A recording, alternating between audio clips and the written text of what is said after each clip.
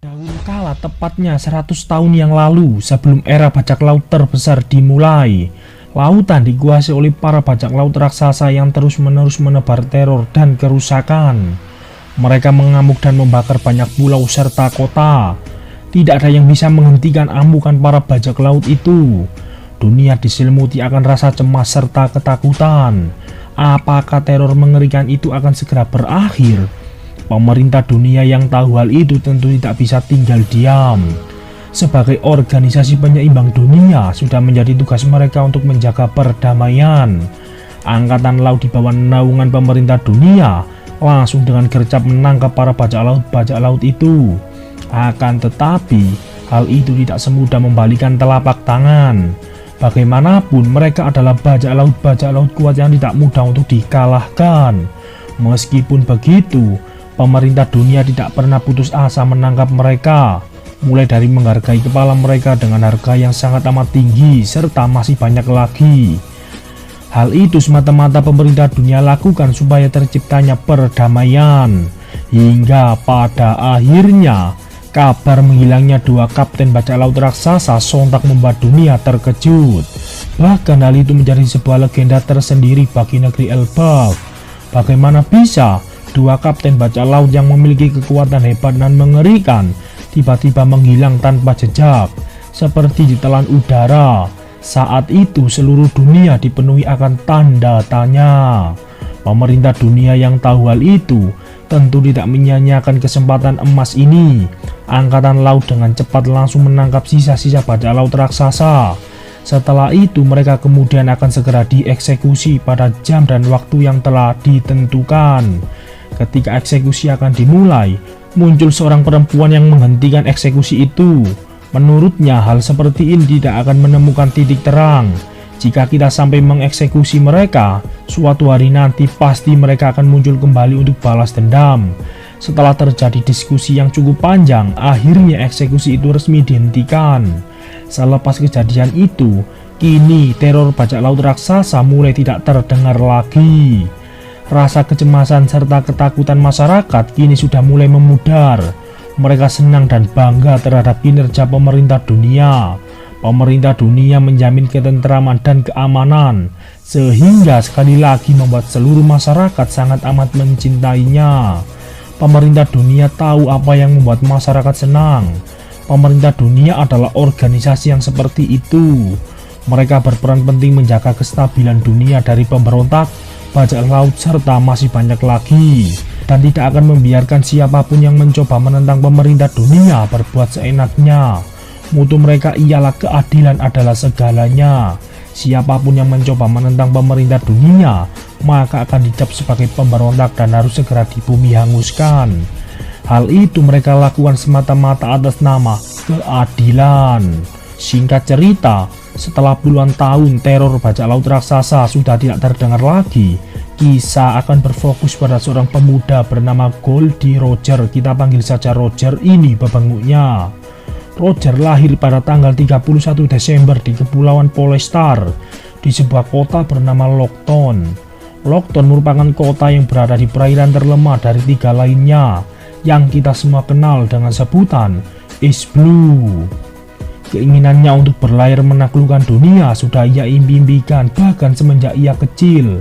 Entah siapa yang mengajari hal seperti itu, akan tetapi kita bisa melihat semangat serta komitmen tinggi Roger yang begitu besar terhadap mimpi-mimpinya.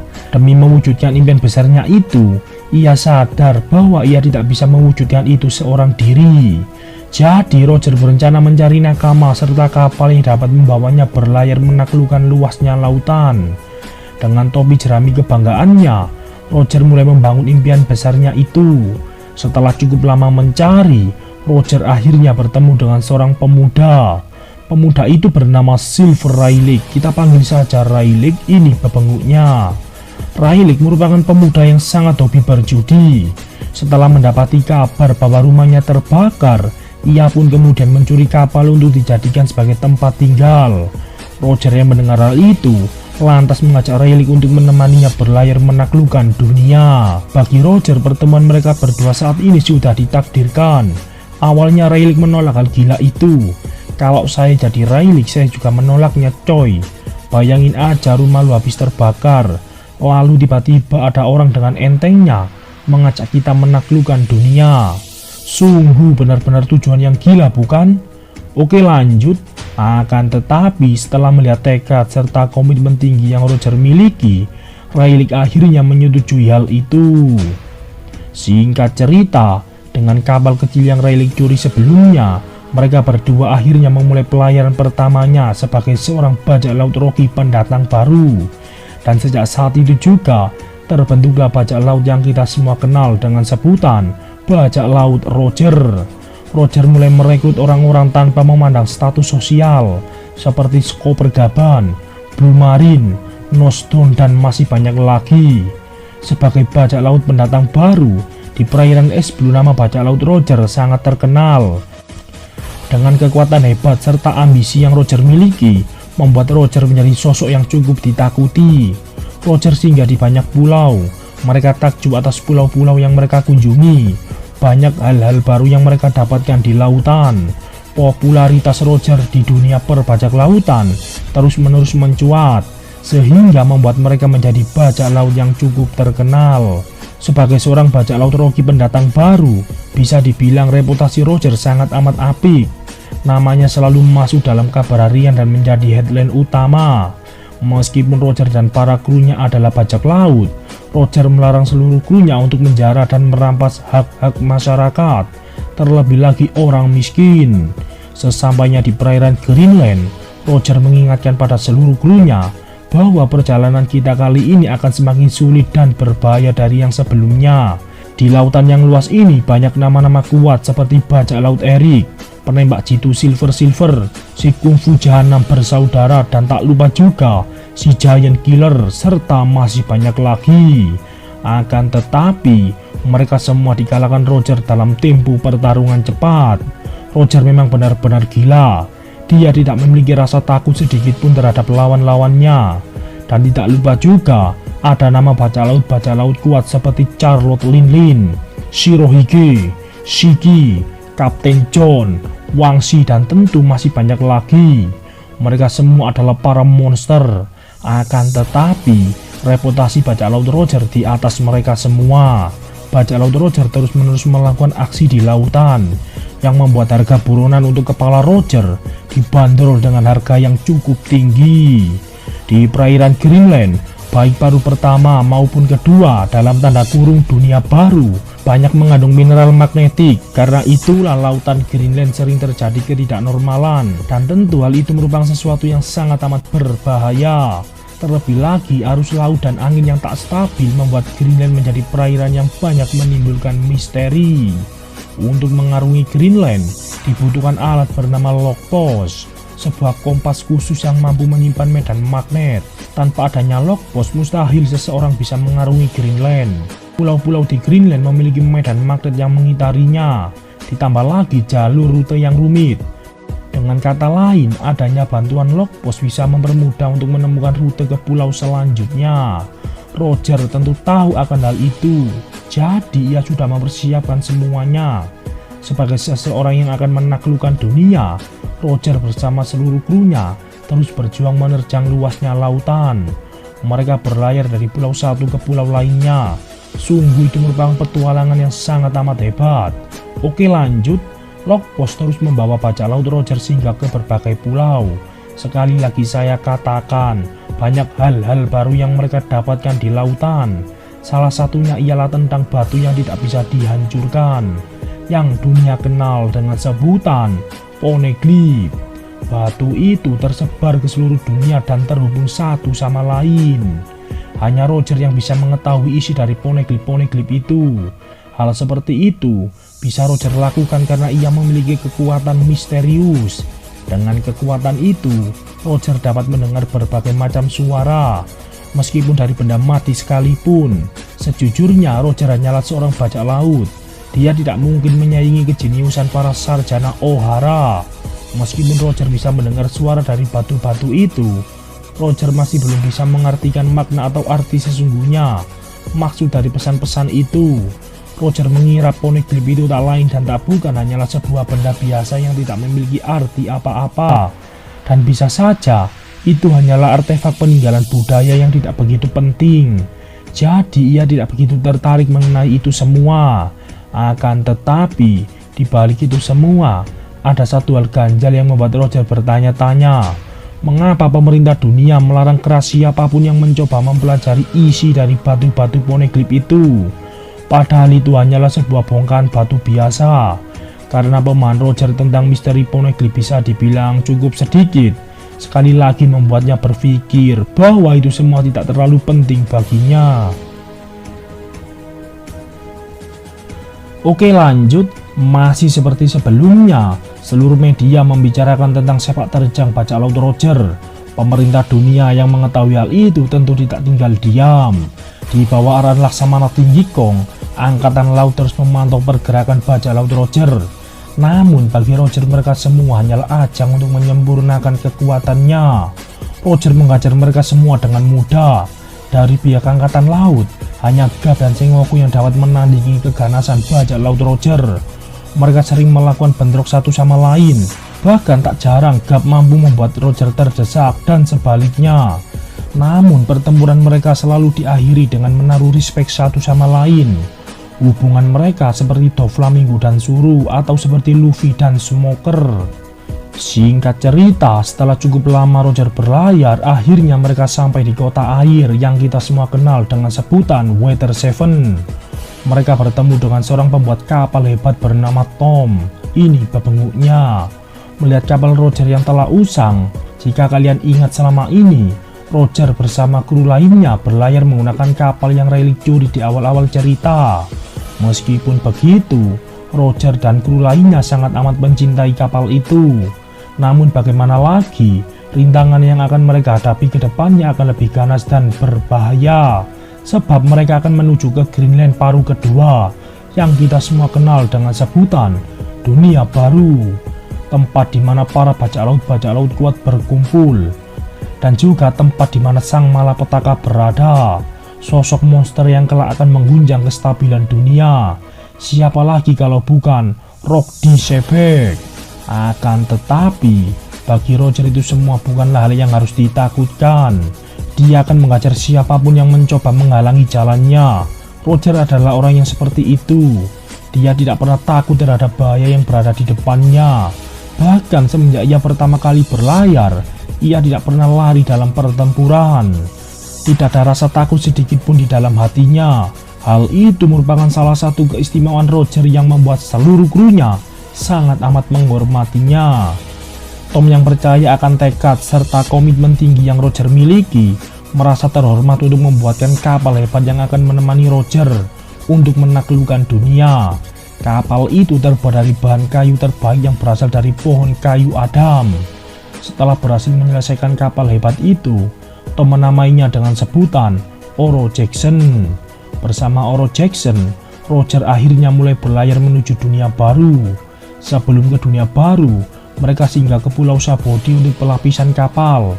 Setelah pelapisan kapal selesai, mereka kemudian menuju ke Pulau Manusia Ikan. Sesampainya di Pulau Manusia Ikan, mereka disambut ramah oleh para penduduk di sana. Karena Roger adalah orang yang baik, Roger pun berteman dengan Raja Neptune muda. Di sana ia kembali menemukan poneglyph. Namun berbeda dengan sebelum-sebelumnya, Roger merasa heran akan hal itu. Sebab poneglyph kali ini berwarna merah dan berbeda dengan yang pernah mereka jumpai sebelumnya. Meskipun bisa mendengar isi dari poneglyph itu, sekali lagi Roger sama sekali belum bisa mengerti maksud dari ini semua. Rasa penasaran terus menghantui pikirannya.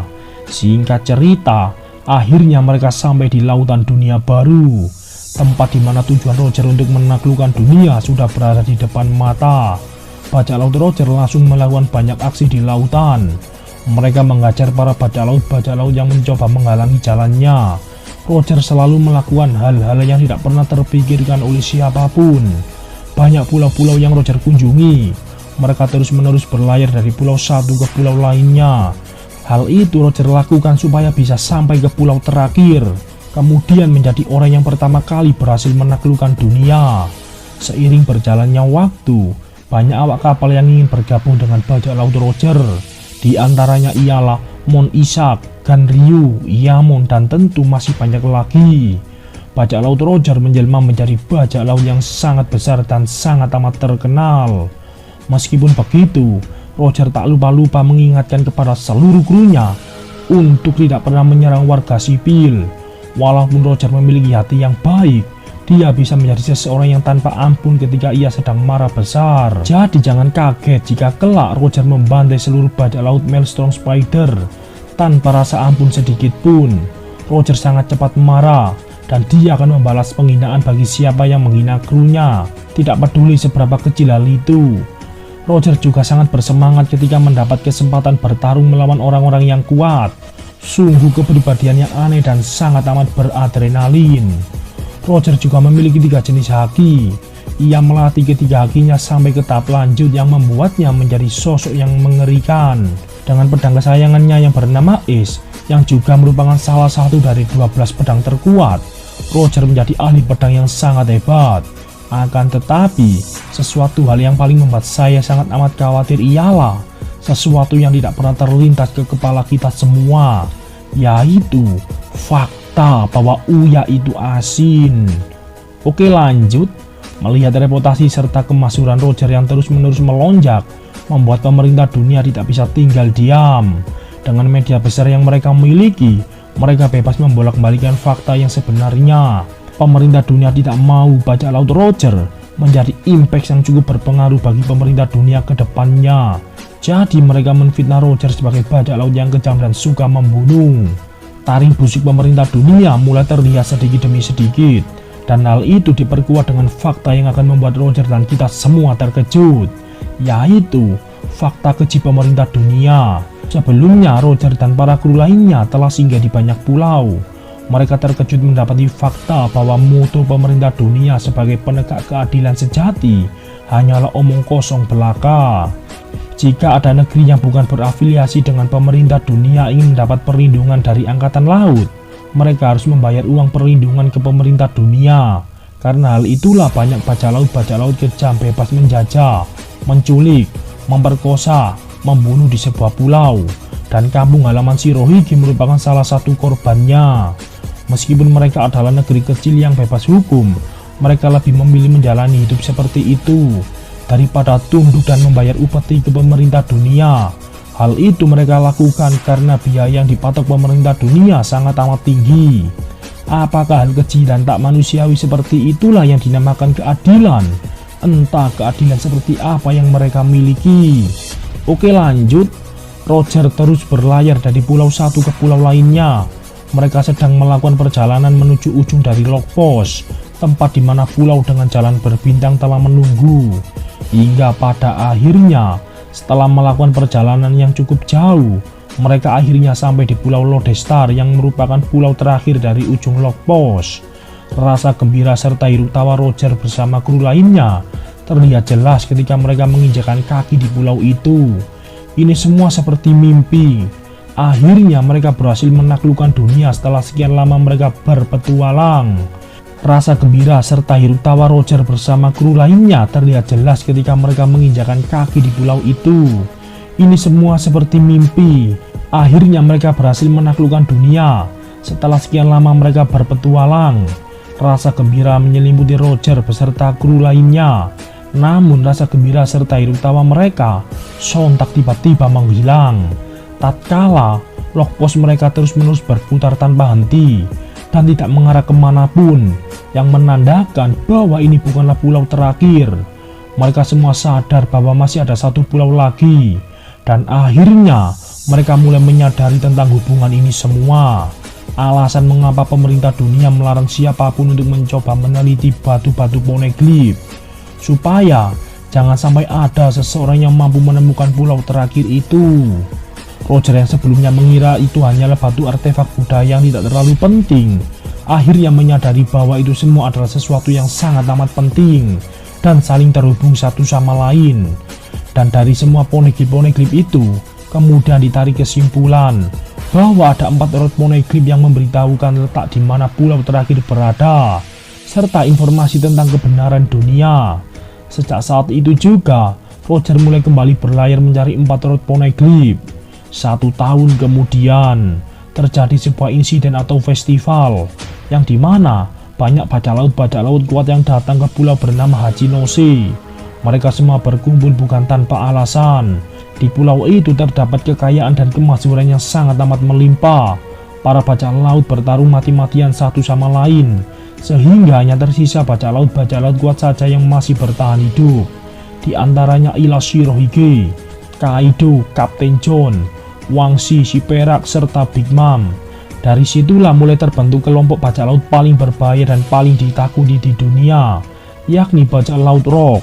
Kegilaan bajak laut Rock tidak luput dari peran penting kapten mereka, sosok monster paling mengerikan, seseorang yang mampu membimbing atau menundukkan calon Yonko masa depan. Siapa dia kalau bukan Rock D. Shebeck, pria bengis yang memiliki tekad serta komitmen yang tinggi akan tujuan gilanya. Shebeck tidak memiliki rasa takut akan apapun. Dia memimpin bajak laut Rock ke jalan penghancuran dengan tujuan mengambil alih dunia. Dialah monster yang sesungguhnya. Mereka menentang pemerintah dunia secara terang-terangan, seperti sebuah kelompok teroris. Pergerakan bajak laut Rock sangat amat cepat. Semua orang tahu ancaman yang bajak laut Rock timbulkan. Mereka membuat kerusakan dan terus-menerus menebar teror ke seluruh dunia. Seluruh media menyorot dan membicarakan tentang sepak terjang bajak laut Rock. Hal itu membuat pemerintah dunia tidak bisa tinggal diam. Mereka terus menutupi kejahatan-kejahatan bajak laut Rock, supaya reputasi pemerintah dunia tidak terlihat buruk di mata semua orang. Meskipun begitu, bajak laut Rock masih tak henti-hentinya menebar teror ke seluruh lautan, yang membuat perekonomian dunia kacau. Banyak masyarakat yang enggan pergi berlayar. Mereka semua takut akan bahaya yang berada di depan mereka. Bajak laut Rock menjelma menjadi momok yang sangat amat menakutkan, baik bagi masyarakat maupun pemerintah dunia. Roger yang mengetahui hal itu sama sekali tidak bergeming. Roger sangat bersemangat melihat kengerian bajak laut Rock dan ingin menghajar mereka. Roger adalah orang yang seperti itu. Roger sangat bersemangat ketika mendapat kesempatan bertarung melawan orang-orang yang kuat. Sungguh sangat beradrenalin. Kalau saya jadi Roger, saya lebih memilih menikmati kopi di pagi hari di warung teh Yoli langganan Kang John. Mau bagaimana lagi coy? Bajak laut Rock terdiri dari sekumpulan orang-orang gilanan mengerikan. Bahkan 3 anggota Rock kelak akan menjadi kaisar lautan yang kita semua kenal dengan sebutan Yonko. Roger memang benar-benar gila. Dia tidak memiliki rasa takut akan bahaya yang berada di depannya. Oke lanjut, singkat cerita sesuatu hal yang tak terduga terjadi. Berdasarkan laporan, bajak laut Rock yang merupakan kelompok bajak laut terkuat di dunia musnah di pulau yang bernama God Valley. Amukan bajak laut kriminal yang tak dapat dihentikan itu akhirnya dibungkam oleh wakil Laksamana God. Hal itu sontak membuat seluruh dunia gempar. Mereka semua bertanya-tanya apakah ini semua adalah sebuah kebetulan. Bajak laut Rock yang sangat melegenda itu, setelah insiden itu, nama Gap menjadi terkenal. Gap kemudian dikenal dunia sebagai pahlawan angkatan laut. Faktanya, Gap tidak sendiri bertarung melawan bajak laut Rock, melainkan ia dibantu oleh seorang bajak laut. Bajak laut itu tak lain dan tak bukan adalah bajak laut Roger. Demi melindungi Tenryubito dan para budak, Roger dan Gap yang merupakan rival memutuskan untuk bekerja sama menghancurkan bajak laut Rock. Insiden itu kemudian dikenal dunia sebagai insiden Lembah Dewa. Setelah kejadian itu, Roger mulai melanjutkan petualangannya kembali untuk pergi berlayar ke pulau terakhir, lalu menjadi orang yang pertama kali berhasil menaklukkan dunia. Roger sangat bersemangat untuk mengejar mimpinya. Sejujurnya, impian serta ambisi sebenarnya dari Roger bukanlah menjadi orang yang terkenal atau sejenisnya. ketenaran, kemasyhuran, popularitas, kekuatan, serta masih banyak lagi. Di lautan yang luas ini, banyak hal yang melebihi apa yang Roger bayangkan. Apakah Roger bisa menaklukkan itu semua? Faktanya, Roger sama sekali tidak peduli tentang hal itu. Dia hanya ingin menjadi orang yang paling bebas di lautan. Itulah sang Raja Bajak Laut, Goldie Roger.